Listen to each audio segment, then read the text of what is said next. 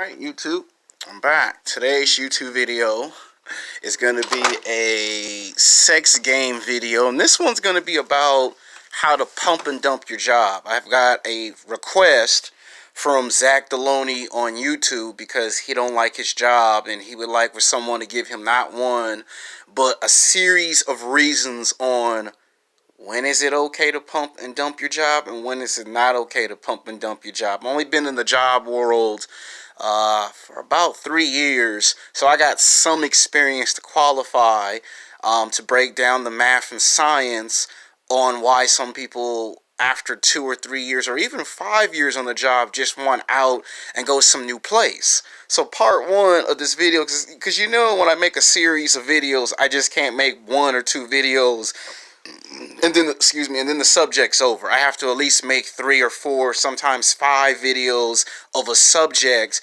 because depending how big the subject is, the more videos. How small the subject is, not too many videos. So this is only part 1 of Sex Game, people who hate their job, how to pump and dump their job. Now, when you get a job, 99.99999% of the time, you're just there to work. You know, they don't like you talking and socializing. And it doesn't matter if you work at McDonald's, Burger King, Taco Bell, Carl's Jr., Jack in the Box, Foot Locker. Doesn't matter if you work at the shoe store that I work at. Rules is rules, right is right, wrong is wrong. Now, there comes a time when you've been on a job for so long and you feel like there's something missing from your life. Whether it may be, well, every time I try to do something, I always get in trouble. Now, there's 2 types of people in the job force. There are alpha males and there are beta males. Beta males, you see them every day, 7 days a week, 24 hours a day, 365 days a year. And what's the one thing they mostly have in common? They bitch and complain about how they hate their job. You know, my life sucks. You know, I don't get the luxury to go to the movies or the mall like everybody else does. Or I'm tired of seeing everybody else have a relationship. You know, people got boyfriends and girlfriends and they get to hold hands and everyone gets to have fun at work except for me. There is a further explanation. There is a logical reason to why you are the only one that's not having no fun and everyone else is. And that's because you haven't realized what I have realized. You know how they say the worst monster of all is the one you look in the mirror? Sometimes you have to be willing to take a look in that mirror, and I know it's scary, and I know it's scary as a son of a bitch. Sometimes you got to take a look in the mirror and take one good hard look at yourself and realize it ain't entirely all these other people that's the problem. It's you that's the problem. And when you come to that realization, it is terrifying because you may think it's other people's fault, but in reality, it's your fault. It took me a while to understand that. Now, it may suck that 50 or 60% of your coworkers can have fun, but you can't. Now, let's look at why people hate their jobs. Now, the first reason is I can't do what I want to do. Now, no job in the world is going to ever let you do what you want to do. If I can't, holler at a girl at my job, a certain particular girl at my job, they're not going to let you. They're not going to let you come to work and smoke cigarettes and drink alcohol. They're not going to let you dress and wear your favorite cool clothes. They're not going to let you do that because that's not what a job's for. Jobs is for you to seek the means of employment and make money. That's what you're there for. A lot of us get into trouble. Don't feel bad. I'm the best at what I do, and I get in trouble. Now, let's talk about why people hate their jobs. That's the first reason. I can't do what I want to do. Number 2, they love to fuck with me. About 90% of the time when you're at work, you always got some manager, assistant manager, supervisor, assistant supervisor, and leaders who love to fuck with people because they get off on the power and the control, and they're miserable. That's the best answer I can give you is they're one miserable son of a bitch.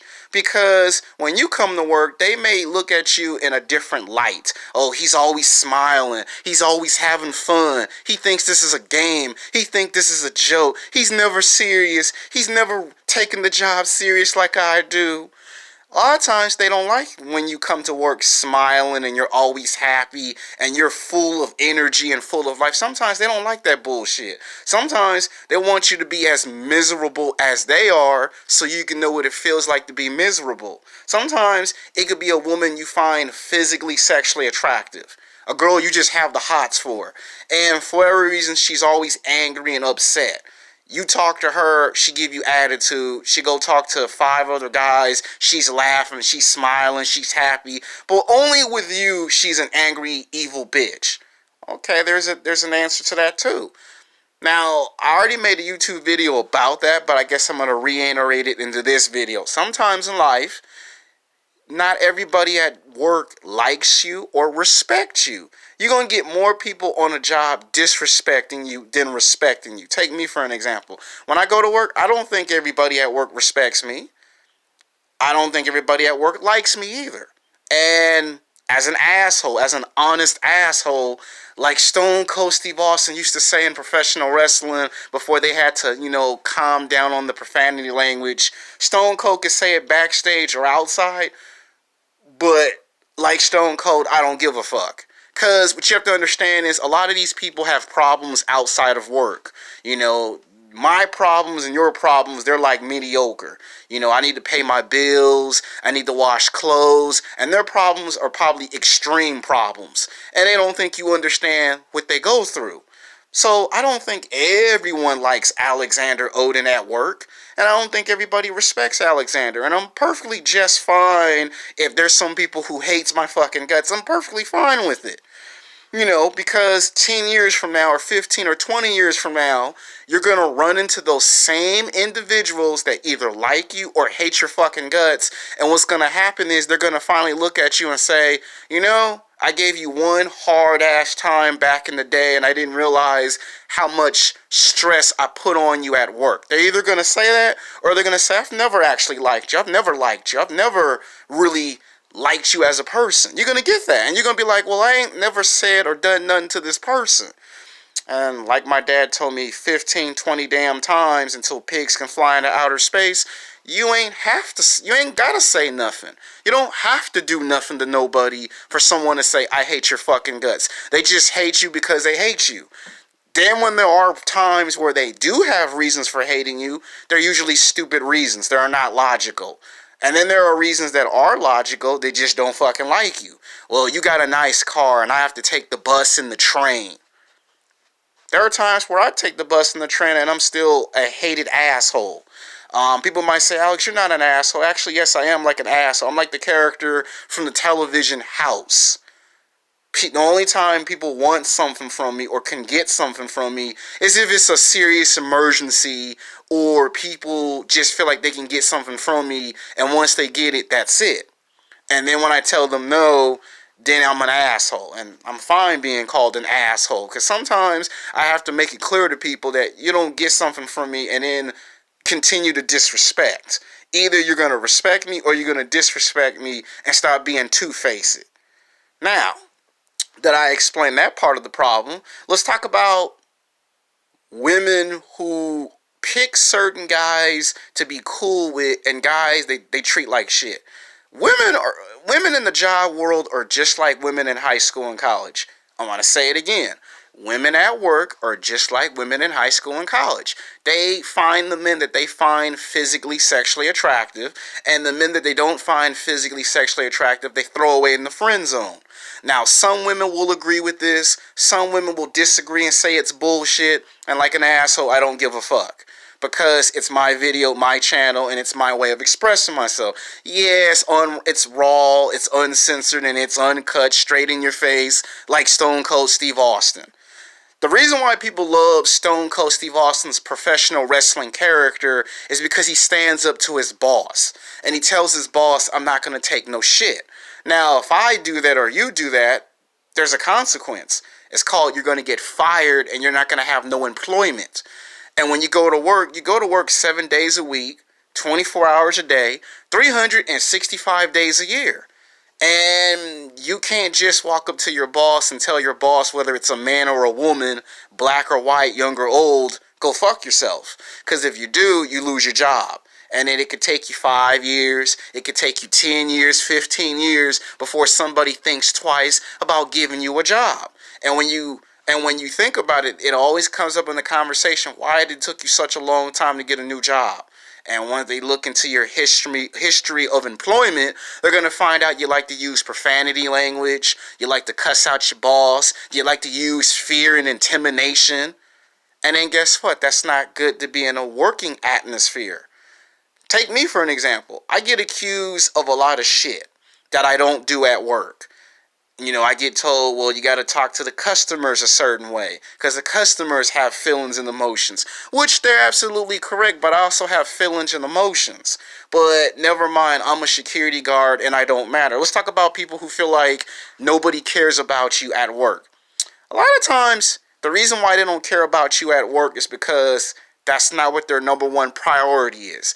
Their number one priority is to make money by any means necessary. If I have to stab another person in the back to make the money, I'm going to do it. If I have to go make lies and rumors about you at work to make money, I'm going to do whatever is necessary. It's survival of the fittest. It is a competitive environment. And only the strong survives and the weak perish and dies. And that's the mentality 90% of the time they have at work, 7 days a week, 24 hours a day, 365 days a year.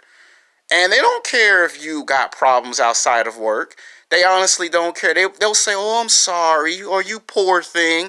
They say that because in life and in society, you're told to say, I'm sorry, or I'm sorry to hear that, or you poor thing. They're told to say that.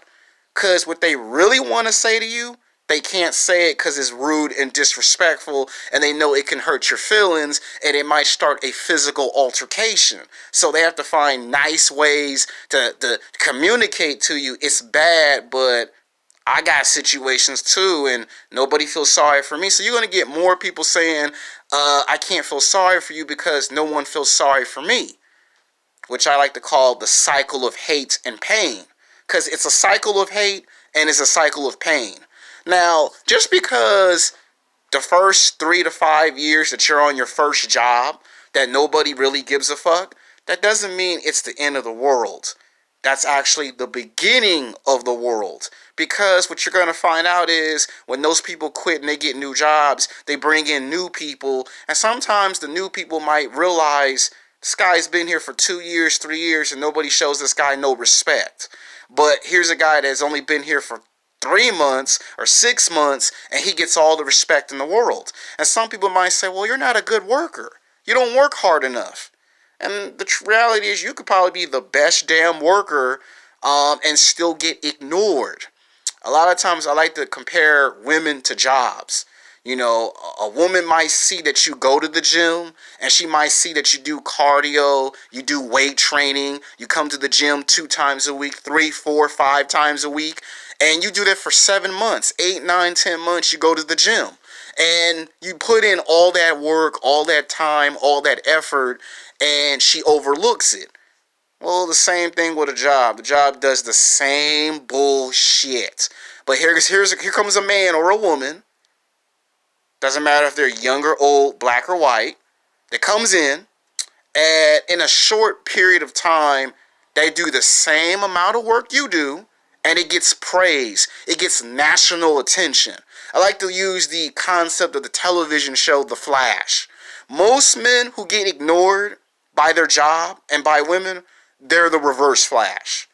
I'm smart, I'm intelligent, but women don't notice me. And the Flash gets everyone's attention. He gets national attention. He gets national praise. He is the hero of the city. And you got some people at your jobs that are like that, where this person only been here for 6 months and they get all the special treatment. They can come to work anytime they want, morning, afternoon, and daytime. And you get told, your punk ass got to work at night. And you be like, but I always work at night. You either work at night or you ain't got no job. And just like that, you shut up because they told you what the bottom line is. You get told to work on weekends. But I've been working on weekends for 2 years. You work on weekends or you ain't got no job. That's what you get told 90% of the time. And then even if you take even if you request for time off, they might look at that suspicious. Like, why is this person trying to take some time off? But the other guy who hasn't been around as long as you has, he can take time off whenever you want, and they don't hold no grudge against him. But when you do something, there's a grudge. So most men are reverse Flash. You know, the evil supervillain that took something away from Barry Allen the Flash.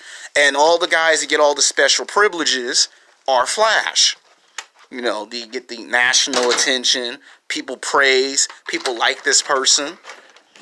And you're gonna feel just like that at work. Trust me, you're gonna wish that when you get a job, you're gonna wish that none of these things were true that I'm saying, and they are.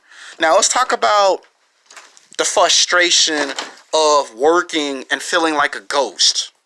You see, the reason why they make you feel like a ghost is because they have the power and the control. And you see, a lot of times the managers, the supervisors, the assistant supervisors, the assistant managers, and the team leaders, they're one miserable son of a bitch. Because when they go home, they don't get no attention. When they go home, nobody sees them. So when they come to work, that's the time that they can feel like they're very special and important. Everybody wants to feel special and important. And the only way they can get that is at work. And they see you always smiling, always in happy spirits. Well, they got to do something to give you a reality check. Now, you may not like that reality check, but at some point they have to give you a reality check because and here's something that you have to understand. People who get a job in 6 months and they get special treatment right off the back, they're doomed to fail ultimately. I'm going to tell you why they're doomed to fail. Because if someone gets a job in the first 3 to 6 months and they get more respect and more attention and you've been there for a year or 2 years, they're doomed to fail. Because at some point they're going to make mistakes and eventually those mistakes are going to catch up with them, and then ultimately they either quit when they see they're not getting the special treatment, or they finally get put in the same predicament you get put in. Why you still don't get no attention and no respect, and he or she is still getting all the attention, they're doomed to fail. A prime example of this is sports. You can always tell that the person who gets the attention first ultimately fails. And a person who receives very little to no attention whatsoever always succeed. Look at someone like Dwayne Wade, the professional basketball player, 3-time NBA champion, right? Played on the Miami Heat his whole entire basketball career. I mean, of course, there was him going to to another team because the owner, or should I say the general manager, didn't want to give him his money. But the point was, for like 13, 14 NBA seasons, Dwayne Wade was the first man in the gym. Dwayne Wade was the last person to leave the gym. Strong work ethic. In the NBA draft of 2003 or in 2004, LeBron James was the number 1 draft pick. Carmelo Anthony was the number 2 draft pick, and Dwayne Wade was number 3. No one, and I mean no one, cared about Dwayne Wade, period. All the national attention and praise was on LeBron James and Carmelo Anthony for the first 5 NBA seasons. And it wasn't until Dwayne Wade tried to take a struggling Miami's team in the 2004-2005 NBA playoff season to the playoffs without no help. And the person who saw that was Shaquille O'Neal. So Shaq decided to help, Dwayne Wade win his first NBA championship in 2006. LeBron James went through year after year losing in the playoffs. Got all the attention, kept losing every single year. Carmelo Anthony got all the attention, but kept losing every single year. So the person who always gets the national praise and the attention first is doomed to fail. It may take 6 months, it might take 9 months, it might take a year or 2 years later, but eventually they fail.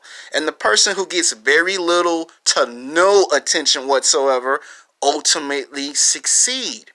Now, the reality is you might be on a job for 3 years or 5 years, worst case scenario, 7 years, and then you just up and leave and go get a new job, and then people be shocked that you left.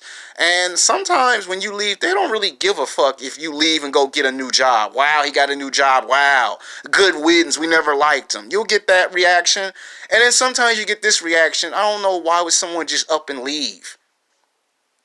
A lot of times it has something to do with not getting no respect for putting in the work. You know, when guys see that they can't talk to the women that they want to talk to at work, and they can't have no fun, or they can't express themselves, or every time they see something wrong that some other employee at work does and they can't call that out, a lot of times that makes you up and leave and want to get a new job because you're tired of the level of disrespect. And a lot of the managers, you know, supervisors, general managers of these jobs and corporations, it ain't until 5 years later, or maybe 10 or 15 years later, that they realize that some of the things they did were rude and disrespectful. But that's when you're long gone. It ain't when you're still working. Usually when you retire from a job 15 years later, 20, or even 25 years after you've been retired, for whatever reasons, explained or not explained, here comes all the respect and all the admiration. Think of some of the athletes who never get no credit their whole entire career. You play basketball 10, 15 years in the NBA, like Charles Barkley, and it ain't until you retire that people say, yeah, Charles Barkley was a great basketball player. But it took him to retire to get that. Same thing if you were in football. You got plenty of football players that were great in their NFL career, like Dan Marino. But who gave a fuck about Dan Marino when he was playing for 17 years? It's not until 20 years after he retires that people go, yeah, Dan Marino should have won a Super Bowl. Now you see how rude and disrespectful that bullshit is to do to another person? Why, you get someone like Kobe Bryant. From the time Kobe came in, he was hated. But until Kobe got into his 30s and matured, you saw the respect come real fast. Even up until his retirement, again, there goes the respect. So I'm explaining in part one the some history of why people hate their jobs. Now in part two, we're going to talk about why does the woman choose a guy who she likes over a guy that she could like, but then again, she ain't really that interested. Because a lot of guys get upset when they get hit on by women at work, and then they find themselves in the H&R's office, and then they're wondering, why is it when this other guy talks to her and makes inappropriate jokes, he never gets in trouble? When I do it, I get in trouble. There is bias. I'm not going to lie to you. A lot of these jobs, a lot of these motherfuckers are racist and they are biased. One or the other, sometimes a little bit of both. In part two, we'll talk about the bias that women do at work towards men, and why some men years later continue to use that against the woman, or how can you use that to make you a better person. Until then, peace.